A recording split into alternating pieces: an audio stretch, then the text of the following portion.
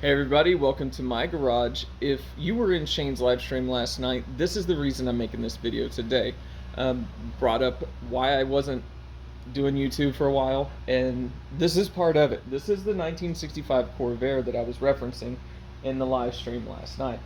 I'm going to switch the camera around. I'm going to try and walk through this thing really quickly so I don't bore you guys to death, and I'll show you how far I've got on this Corvair. So here we go.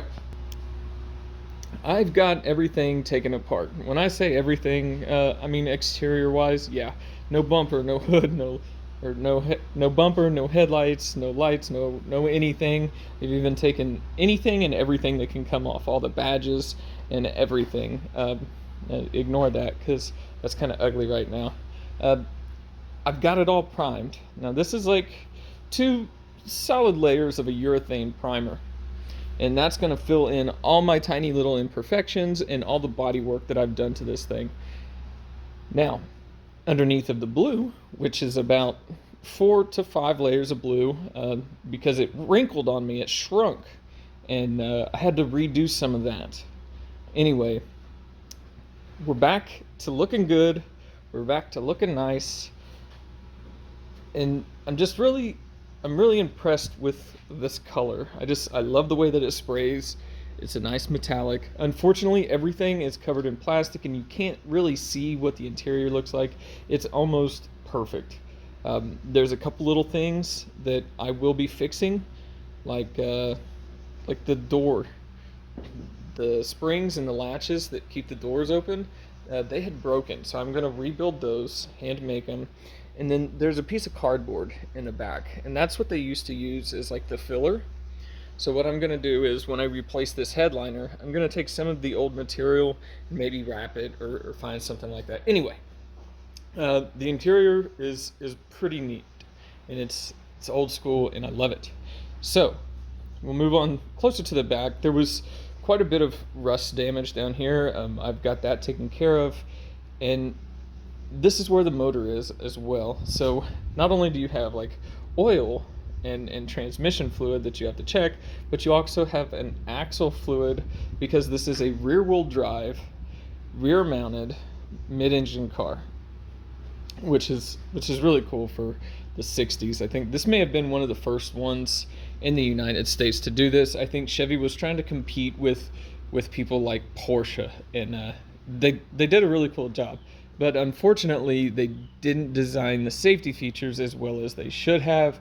And Ralph Nader, if you were around in the 60s and 70s and you're watching this, then you know all about that. And for our younger crowd, basically, gas, engine, and super light in the front. You take a turn and you might not take the turn, you know? So, dangerous car, but it's a classic, and people aren't going to drive them today like they drove them 50 years ago.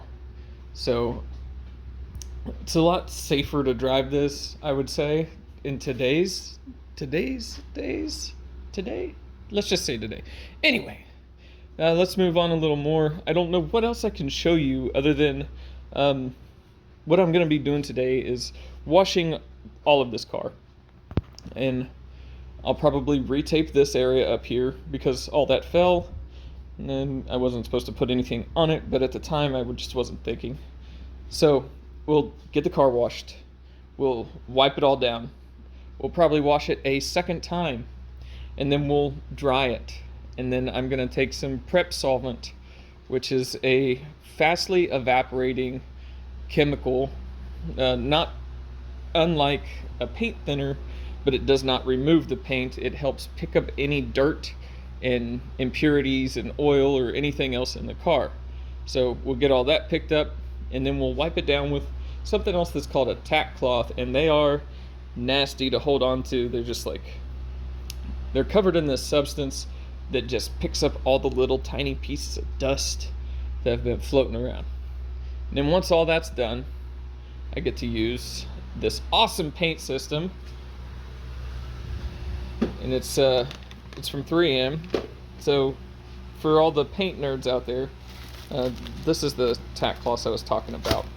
But this is the paint gun. That doesn't look like your typical paint gun, does it? Well, it's because it's not. That needle is all you have to clean when you're done painting. Super sweet. Um, Basically, you've got these disposable, you can reuse them. Actually, I have been reusing them, but they are disposable paint tips, so you don't have to worry about cleaning if you've got money. But like me, I've got to clean them. These are the caps for the cups, and then these are the liners for the cups, and this is actually the cup and lid. So let's just say you take the tip and you put it on the end of here, and then your tip will screw onto here. This plastic cap will pull off. That's just to preserve the paint that I didn't use last night. We get rid of that, hold on to it, and then we screw the gun down onto here, upside down, flip it over, and now we're ready to shoot.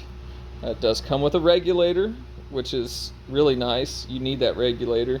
Had to purchase the air filter. It keeps any moisture out of your paint. And then your fan and your air. It's basically your pattern and how much material you are going to be spraying. And you comes with different size tips. You get the 1.4s, you get 1.3s, and then you've also got 1.2s. Different materials are different viscosity, and you want them to stack differently. You don't want to shoot the same for like a thin paint as you do a clear coat, or a paint and a primer are going to be different. And it's all depending and relative to who you are and what you're doing. I also have a new windshield supposed to be delivered today. So I can also install windshields, and that's something else I'm going to be doing. That's why I didn't tape this off. You're like, oh look, Nick, you did a horrible job of taping that off. Well, you know what? Because I didn't tape it off. There's a good reason for that. So if you guys want to see maybe a short little clip of how I go about painting this, when I actually start throwing some paint down, I might record a little bit of it. Just let me know in the comments. So I've got the Corvair taped off. It is ready to be sprayed. The floor's wet. Windows are taped off. Underneath of all the jams in the hood and the trunk, they're all taped off. Everything's re-sanded, re-wet sanded. All these, so I don't have any hard textures when I go to paint everything. Doors taped off for the gas tank. This is all prepped and ready. Had to do an extra little filler spot there. About ready to go. And again, the windshield's not taped off because that thing's coming out anyway. I should take the extra steps to go ahead and tape it off, but not worried about it. It's time to wipe it down with some prep solvent, and then I get to use the tack cloths that I talked poorly about yesterday. And let's get some layers on this thing.